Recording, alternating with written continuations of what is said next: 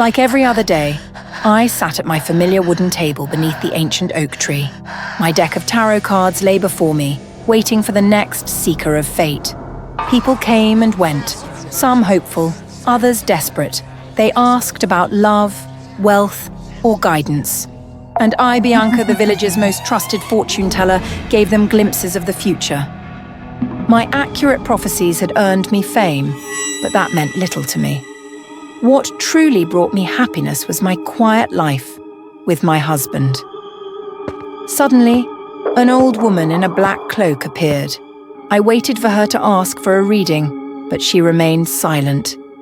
Instead, she drew the death card and placed it on the table. I had seen it many times before. It could mean change, endings, or even rebirth, but this time, it meant only one thing: death. I looked up, but she was gone. Only the card remained. A chill crept through me. I grabbed my things and left. When I finally reached home, I shuffled my deck with trembling hands and drew 3 cards. The Empress, the Hanged Man, Death. I stared at them, cold fear settling into my bones. The wheel of fate had already begun to turn. The next day, a royal messenger knocked on my door. The Duchess has summoned you. My hands tightened around the parchment. I had already seen this moment unfold in my reading, but I had no choice. The Duchess sat before me, her hands clasped tightly as she fought to maintain her composure. She gripped my hands. My husband vanished during a hunt days ago. Tell me where he is.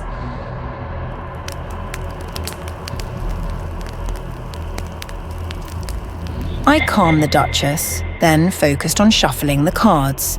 The cards never lie. I drew a card, the Devil. A suffocating silence filled the room. I see darkness, fangs, blood. He may have met a terrible end. The Duchess's expression twisted with fury. You dare say my husband is dead?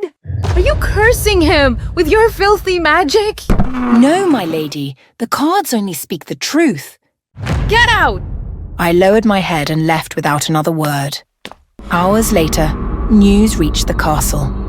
The Duke had been found, his body torn apart, mauled beyond recognition, by a bear. The Duchess screamed, and then she sent her soldiers for me. My husband and I fled into the night. Shadows twisted around the trees, the branches clawing at me like skeletal fingers. The pounding of hooves and the glint of torches chased us into the forest. We can't outrun them, I gasped, clutching my husband's arm. He turned to me, his eyes shadowed with quiet determination. You need to run, Bianca. I'll distract the soldiers. When his warm hand touched my face, it jolted me awake. I cried, shaking violently. No, I'm not leaving without you. The soldiers were nearly upon us. With one last smile, he shoved me ahead, drew his dagger and lunged toward them. I fled in panic, my heart pounding wildly. Behind me, the sounds of clashing steel and desperate screams echoed through the air. When silence finally fell, I turned back, clinging to the frail hope that my husband still lived. But what I saw froze me in place. His corpse swayed gently from a tree branch carried by the wind. A choked sob escaped my throat. The Hanged Man. Everything was unfolding exactly as the cards had foretold. Fate was drawing near to the death card. I couldn't cry. Tears wouldn't change destiny. But I would have my revenge. The Duchess would pay with her life. I was ready to pay any price, even death. I began the ritual and gave myself to the darkness because pain had taken everything from me. The symbols I once feared were now etched into my mind, and I was ready to offer my soul to make their power mine. The cards appeared before me one last time. Ace of Cups, 3 of Swords, the Star. That night, in her grand dining hall, the Duchess raised a glass of wine to her lips. Ace of Cups. The poison worked swiftly, burning through her veins. She choked, gasping for air as her body shook uncontrollably. In her panic, she grabbed the tablecloth and dragged the whole table down with her. As she fell, 3 knives from the table stabbed deep into her back, just like the 3 of swords predicted. Her breath came in shallow, painful gasps. Then a candle fell from its holder corresponding to the star card. The fire raged fiercely, consuming everything in its path. Her screams were lost in the inferno. I fell to my knees as dark smoke wrapped around me. It sank deep into my body, tying me to something beyond this world. When I opened my eyes, I saw someone's hand reaching out to me. The tarot cards were placed beside me. It turned out my soul was trapped within the card. Death.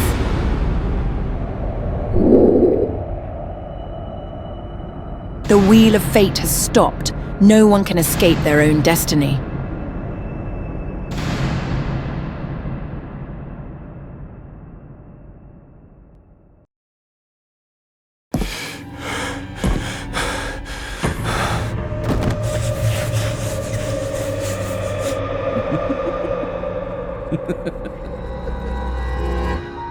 The free ticket landed in my hand unexpectedly. The great Magnus, the man whose name alone could send chills down anyone's spine, was in town.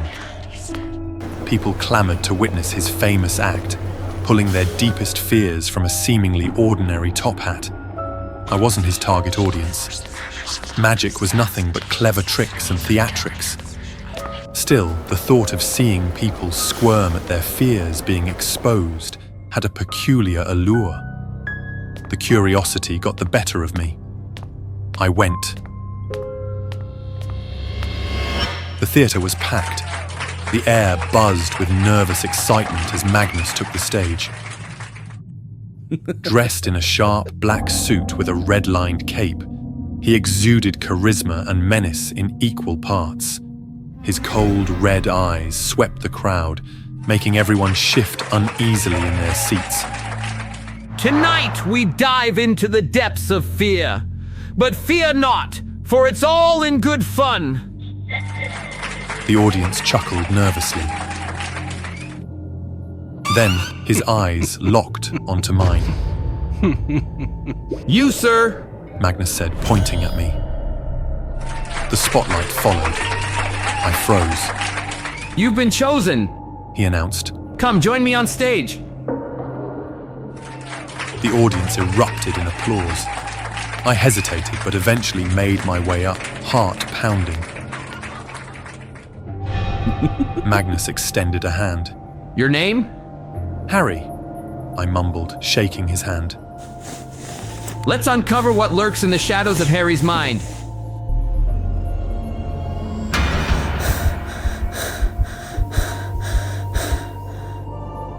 He pulled out a ceramic bowl, and the audience leaned in. Inside, a mass of writhing, glistening insects crawled over one another, their tiny legs scratching against the ceramic with a nauseating scritch, scritch. My stomach turned. I recoiled as the memories came flooding back. Back in school, the bullies, Draco and his gang, loved to make my life hell. One day, they pinned me to the ground and shoved my face into a bowl teeming with bugs. Ants, roaches, and beetles swarmed over my face, crawling into my nose. The sharp pinch of ants biting into my cheek sent stinging jolts through my nerves. A beetle's rough shell scraped against my lips. Then, the worst, something wriggled at the corner of my mouth. Before I could close it, a cockroach forced its way inside, its spindly legs thrashing against my tongue. I gagged, but my screams were smothered by the mass of crawling creatures. I had screamed, but they only laughed. When they finally let me go, my skin was covered in angry red welts. The itching persisted for weeks. The scars, they never faded. On stage, the bowl in Magnus's hand seemed to buzz with life. I backed away, my breathing quick and shallow. Fascinating. Magnus mused. but let's dig deeper. He reached into the hat again. This time he pulled out a carton of milk, battered and bloated, its expiration date long past. A sour stench wafted through the air, curling in my nostrils like a toxic fog. My gag reflex kicked in instantly, my stomach twisting. The audience murmured, puzzled. To them, it was just spoiled milk. They might think that, what's so scary about expired milk? But to me, it was a portal to a darker memory. Draco's gang didn't stop at bugs. One time, during lunch, they ambushed me in the cafeteria, armed with cartons of milk, the expired kind, sour and putrid. They drenched me from head to toe. The rancid liquid clung to my skin, soaked my clothes and dripped down my face in thick, yellowish streaks. Drink up, Harry. They jeered, shoving more cartons at me. They forced my mouth open, pouring the curdled, chunky liquid down my throat. The taste was unbearable, acidic and rotten. My throat burned, my stomach churned, and bile rose up. I barely made it to the bathroom before I vomited, my body convulsing as if trying to purge the memory itself. On stage, the scent seemed to cling to me again, as real as it had been years ago. My skin crawled, my throat tightened, and nausea clawed its way up my chest. Magnus's voice cut through my spiraling dread. Everyone stay calm. He said with a wicked smile. The most interesting part is yet to come. For his final act, Magnus reached into the hat with an exaggerated flourish. His hand emerged holding a battered suitcase. The audience gasped in surprise, but I couldn't move. I recognized it immediately. The scuffs, the torn corner. It was that suitcase. Draco's ultimate prank was stuffing my best friend Ron into a suitcase. They thought it was hilarious, dumping him deep in the woods, telling him to find his way back. Ron never did. Now, standing on stage, I was frozen as violent thuds came from inside the suitcase.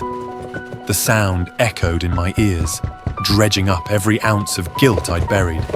Magnus slowly unclasped the suitcase, and the lid creaked open. From its depths, a pale, dirt-streaked hand shot out. Help me! A voice croaked, low and guttural. It was Ron. I stumbled back, but the hand reached further, grabbing my shirt. The audience gasped, but they thought it was all part of the act. You left me. Ron growled, pulling himself halfway out of the suitcase.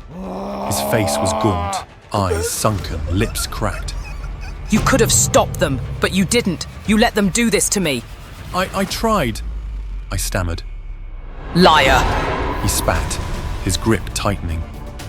Ron's other hand emerged, grabbing the carton of spoiled milk from the table. He poured its rancid contents into the insect bowl, creating a foul, sloshing mess. You remember this, don't you? He hissed, his voice sharp and venomous. If you hadn't hidden behind them, if you just stood up for me, none of this would have happened. The smell overwhelmed me. The squirming insects and putrid milk engulfed my face, suffocating me. I struggled, my screams muffled by the grotesque mixture. With one last pull, Ron yanked me into the suitcase. The lid slammed shut, trapping me in darkness.